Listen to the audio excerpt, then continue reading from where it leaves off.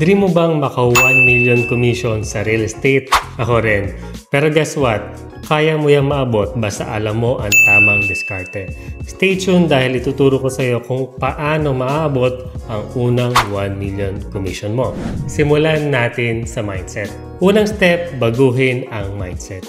Hindi lang ito trabaho. Business ito, kaya mag-set ka ng goals. Gusto mo maka 1 million, divide mo sa average commission mo per sale. Halimbawa, 50,000 per deal.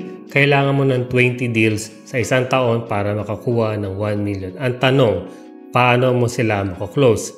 Let's break it down. Palakasin mo ang pipeline mo.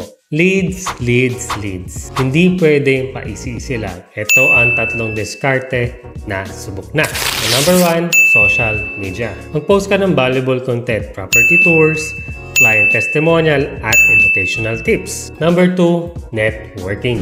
Attend ka ng events, makipag-usap ka sa old contacts mo at manghingi ka ng referrals sa mga dating clients mo. So number 3, follow up. Gamitin ang CRM o tracker para sa mga prospect mo. Tandaan, ang swerte nasa masipag mag-follow up. So piliin ang tamang properties. Hanapin mo ang properties na swak sa target commission mo. Focus ka sa mga middle to high income clients na may kapasidad bumili ng premium properties.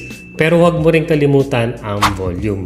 Yung madalas na mabilis mabenta, yan ang magandang i-focus. Asahin mabuti ang sales skills. Ang closing, doon nagkakaalaman. Sanayin ang sarili sa pag-handle ng objection, pag-build ng rapport, at pagiging problem solver. Ito ang tip. Kapag kilala mo ang pangarap at pain points ng kliyente mo, mas madali ka makaka-close ng deal. So ready ka na bang maabot ang unang 1 million commission mo? Remember, it's all about taking consistent action and staying focused. Kung gusto mo ng mas detalyado at step-by-step guidance, join my team. Whether bago ka pa sa real estate or seasoned agent ka na, I'll teach you the proven strategies to hit the goals and grow in this business. Comment down below or send me a message. Let's make your real estate dreams a reality.